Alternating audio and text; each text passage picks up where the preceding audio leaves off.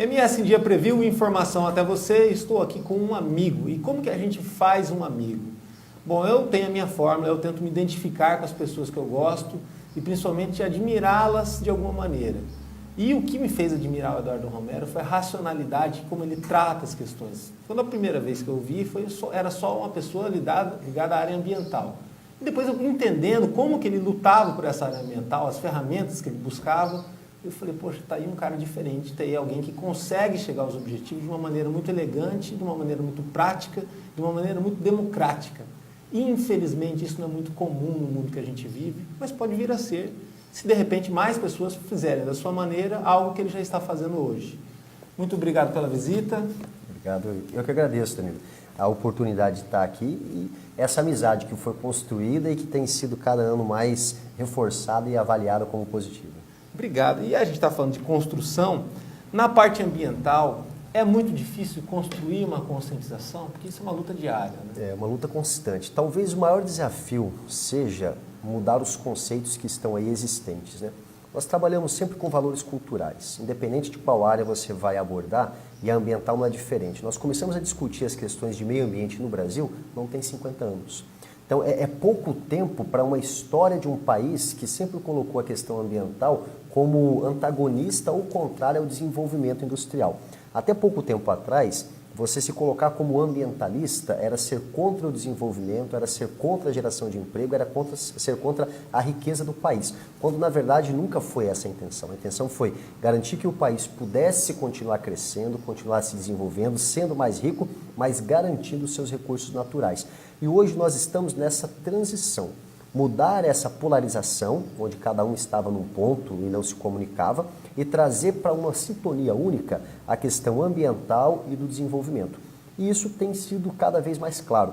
Você não consegue ter uma economia forte se você não tem um meio ambiente com qualidade. Você não consegue avançar na geração de empregos ou melhorar a qualidade de vida de pessoas, seja na cidade ou no campo, se você não tiver matas preservadas, rios preservados, reservas naturais priorizadas, né? A biodiversidade garantida. Então hoje o que se transforma numa situação um pouco mais delicada é essa mudança desse conceito. E a gente trabalha com pelo menos 3 gerações diferenciadas, né? Você tem a geração com mais de 50 anos que cresceu olhando para o meio ambiente com essa forma de repulsa. Você tem a geração do meio aí, de 30 anos, que mais ou menos vivenciou começo dessa transformação do olhar para o meio ambiente. Pegou a Eco 92. Né? Que já pegou a Eco 92, já pegou as conferências mundiais que trazem essa discussão até pautada pela imprensa e dá uma outra visibilidade.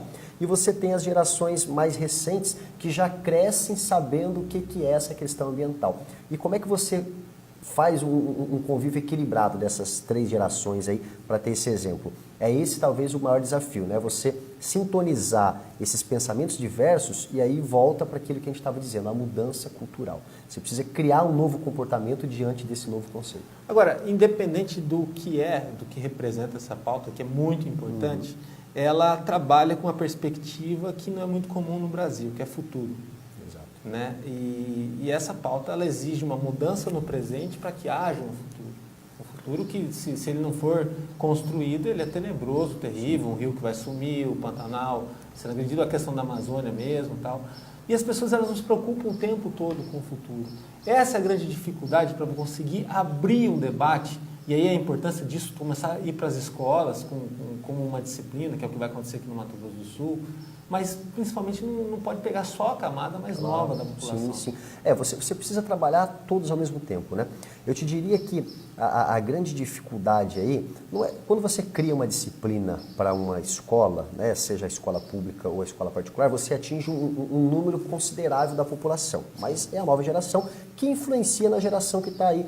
Também, quando o pequeno aprende, ele cobra o pai, cobra a mãe e faz com que a mudança de comportamento até aconteça. É importante isso.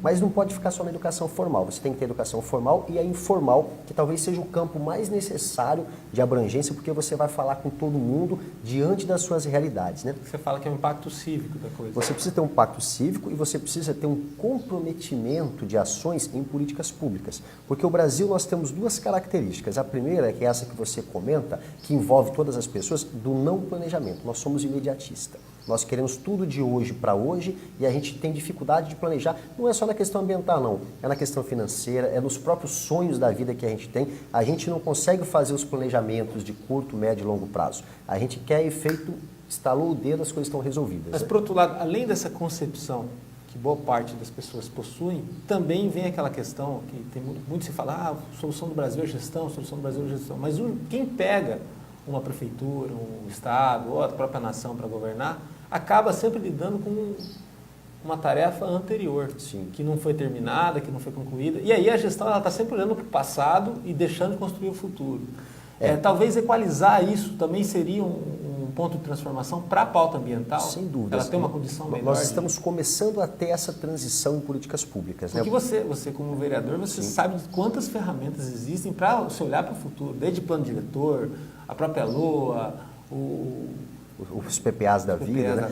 Então, mas a gente percebe que na vida pública, de certa forma, alguns instrumentos já estão sendo colocados para que isso de fato aconteça, né? Nós ainda temos uma grave situação quando se fala da política. Infelizmente, as ações políticas elas estão mais voltadas com a preocupação eleitoral do que política propriamente dita. O que difere isso? Quando eu tenho uma preocupação política, eu olho para esse futuro, de médio e longo prazo. Quando eu tenho uma preocupação eleitoral, eu só olho para o curto prazo. Eu só vou tomar decisões enquanto agente político para aquilo que, teoricamente, me dá mais possibilidade de votos. Então, eu vou fazer discursos rasos para segmentos rasos, eu vou fazer discursos que agradam a plateia, eu vou jogar para o público porque eu preciso ter a aceitação do público. Que necessariamente não quer dizer que sejam as decisões mais acertadas ou aquelas que de fato deveriam ser tomadas. Então, a gente precisa mudar um pouco disso. Tem mudado? Tem. Nós já temos alguns instrumentos que garantem que a vontade individual do gestor não seja aquela que vai prevalecer pela vontade coletiva. Como, por exemplo, esses instrumentos que você comentou, né? A própria lei orçamentária anual, o planejamento plurianual, que são as metas e os objetivos que a administração tende a fazer por 2 anos e depois ela vai renovando por mais 2.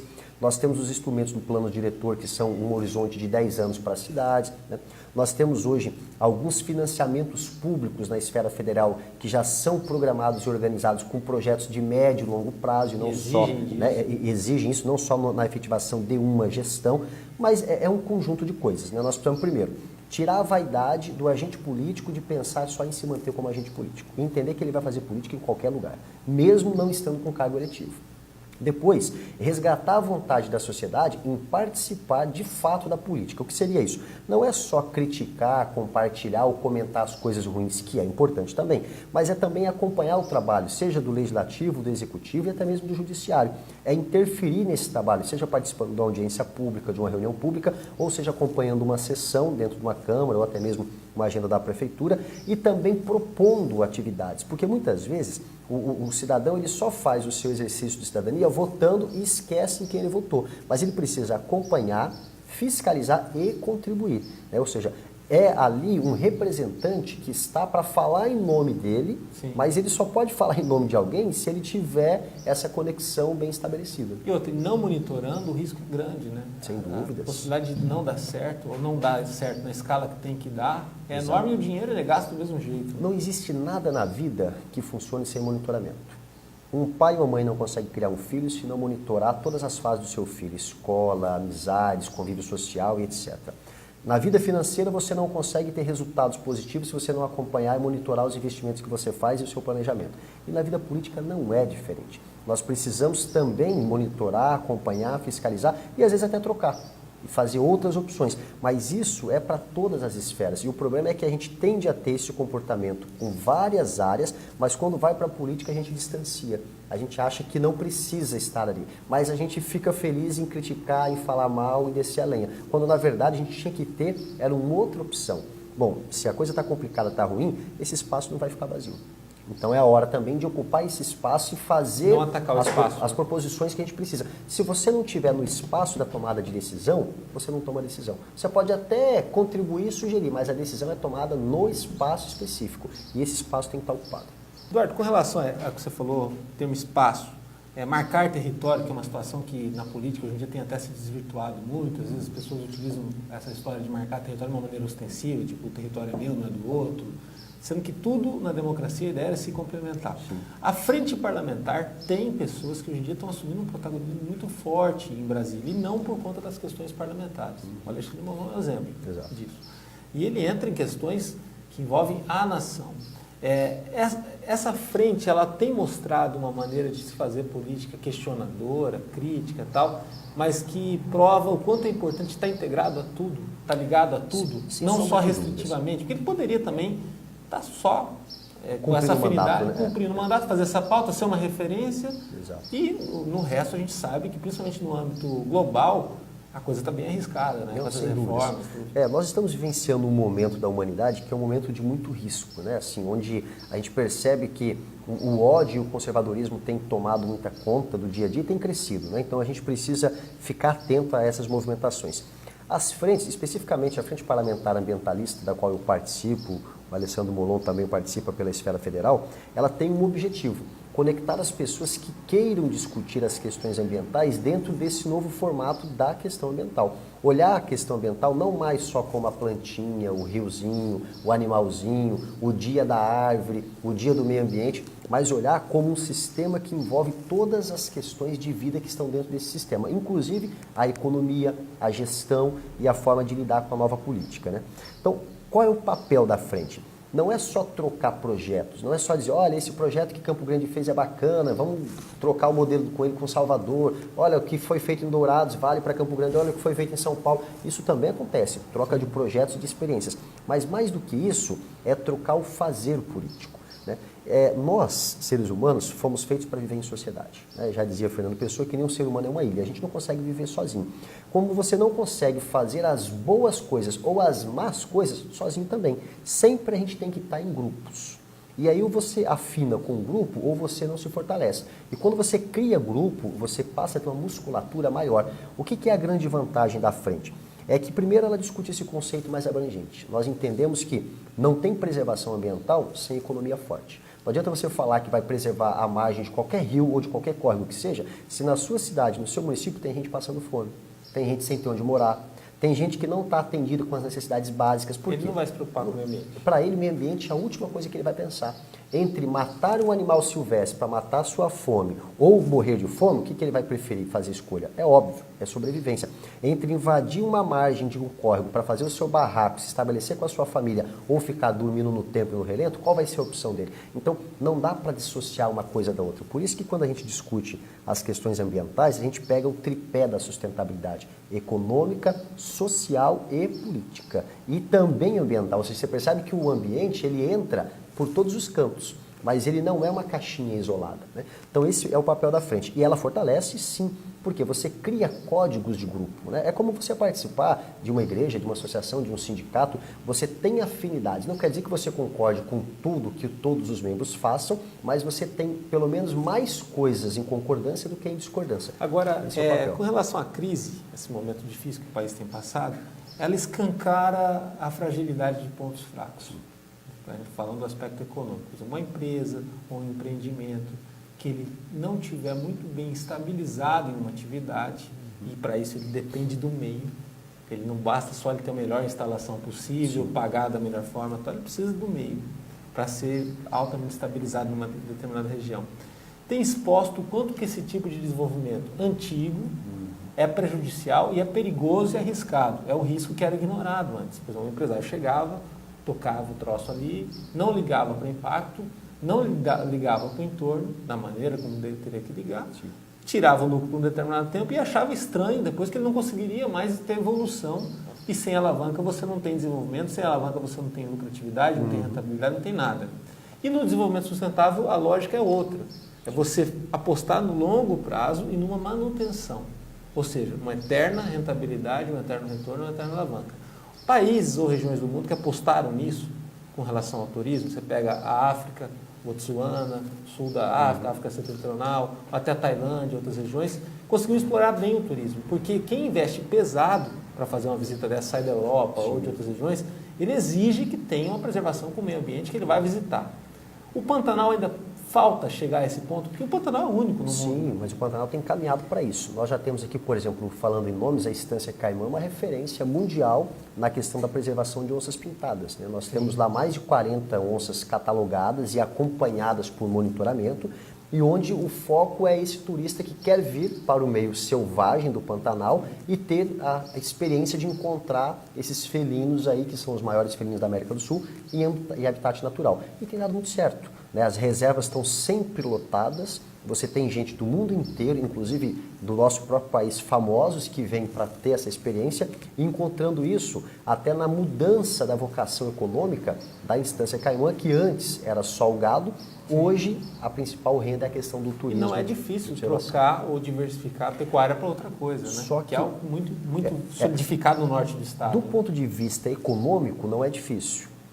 A maior barreira que se encontra é a cultural. A maior barreira que você encontra é este olhar diferente para a própria economia. Então nós temos o Pantanal onde 2/3 estão aqui na região do Mato Grosso do Sul, né? Mas nós dividimos ele com o Mato Grosso, com a Bolívia e com o Paraguai. É uma beleza única, mas que tem várias ameaças no seu entorno, né? Como, por exemplo, a expansão da fronteira agrícola, agora essa nova discussão sobre mineração no país, que precisa ser feito com um pouco mais de seriedade e transparência. O CAR também, que acaba fazendo vários registros em cima até de áreas públicas ou de sobreposição de áreas. E o CAR, que é o Cadastro Ambiental Rural, que é um instrumento do novo Código Florestal, ele tem um papel fundamental para mapear essas áreas. Só que, culturalmente, boa parte do nosso produtor rural, ele tem medo de declarar as informações. E por isso o CAR hoje ele tem crescido no país como um todo, mas ele ainda enfrenta dificuldades. Por quê? O pensamento comum diz o seguinte: eu não vou informar que na minha propriedade eu tenho tantas nascentes, eu tenho tanto de mata, porque depois eu posso ser multado ou eu posso ser inviabilizado. Esse é o pensamento comum, quando na verdade esse instrumento ele vem para, primeiro, garantir a preservação do que a lei determina, não é da vontade individual, do que está determinado em lei. Segundo, garantir que a sua propriedade ela possa se adequar daquilo que for necessário. Mas é um instrumento que depende muito da vontade, da proatividade do produtor, e muitas vezes essa proatividade ela é comprometida por essa desconfiança, por esse medo, por esse receio. Agora, essa desconfiança, esse medo, esse receio se vence com informação. Você, antes de ser vereador, teve uma luta muito importante aqui em Campo Grande por conta das nascentes. Isso. E propriedades que estavam envolvidas nessa preservação das nascentes demoraram, mas tiveram depois o convencimento que recebendo dinheiro para preservar é tão rentável quanto você produzir, às vezes uma área que é tão difícil produzir. Isso até deu certo, mas para continuar dando certo depende de maior adesão, porque não é só ali que tem esse risco, né? Que tipo de instrumentos, além da política pública, a política parlamentar, a política executiva, a política corporativa, a gente pode chegar para poder fazer o proprietário rural entender melhor isso, principalmente o pequeno proprietário rural, que ele também vive numa situação de extrema dificuldade. Alguns assentamentos, eles beiram uma favela rural. É verdade. E aí é complicado essa pauta do meio ambiente, ela ter uma infiltração, né? Eu acho que e a nascente, ela vai estar lá, né? Perto da favela rural, perto da e inclusive, assim, ela vai determinar se essas pessoas vão ficar mais ou menos tempo ali, né? Porque enquanto a oferta de água existir, você tem condições de estar estabelecido. A hora que ela vai ficando mais escassa, a tendência é que essas pessoas saiam de perto e vá procurar outros pontos, né?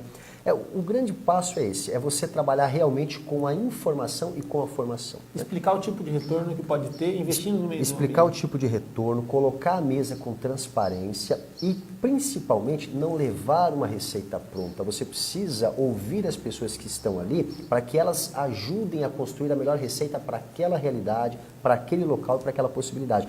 Porque não há uma regrinha de que deu certo ali, vai dar certo aqui. O que a gente precisa, nas questões ambientais, a gente precisa respeitar literalmente a característica ambiental de cada região.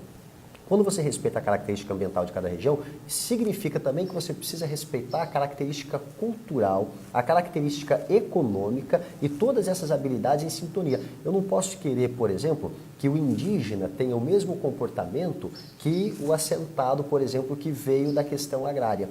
Eu não posso querer que o quilombola tenha o mesmo comportamento que os assentamentos urbanos. Então, eu preciso ter um desenho mais propício para a realidade, construído com quem está nessa realidade. Então, acho que o grande desafio hoje é, primeiro, não é só ter o assentamento, no caso específico, como você comentou, mas é ter a expansão técnica, ter a orientação, ter subsídios para essas questões. Muitas pessoas que estão hoje na terra não dominam o conhecimento da terra.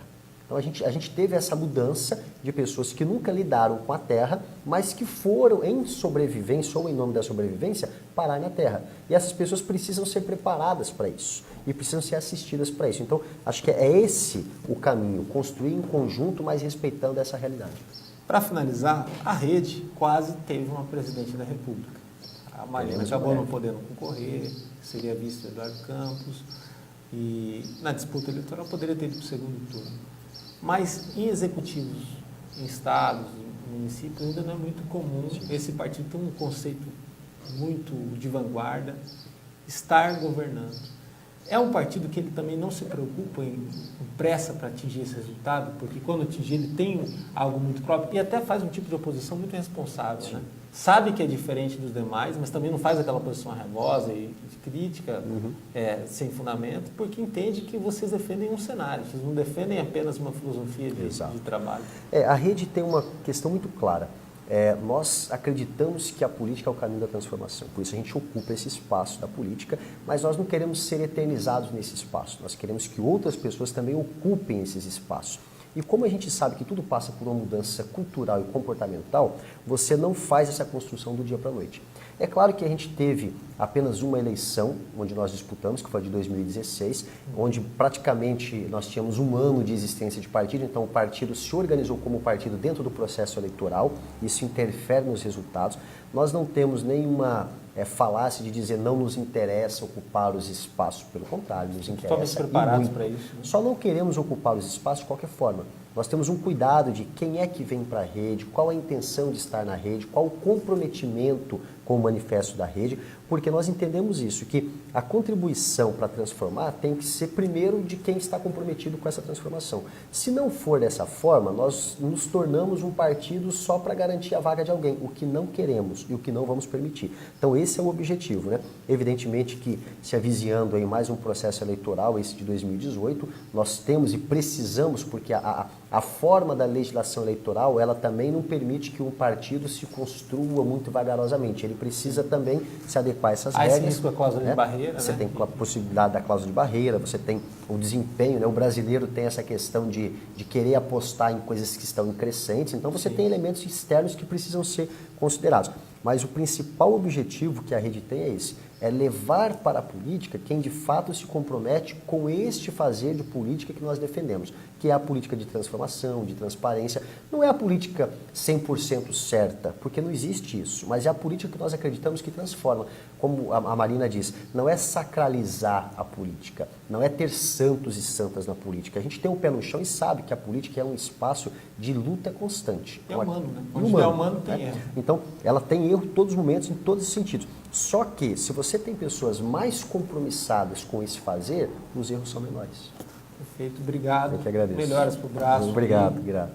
E aí, a gente termina aqui esse assunto e fica o registro de que, diante de tanta dificuldade, tanta crise, não só econômica, mas moral, social e política que o país vive, a gente não tem outra alternativa a não ser buscar um caminho diferente.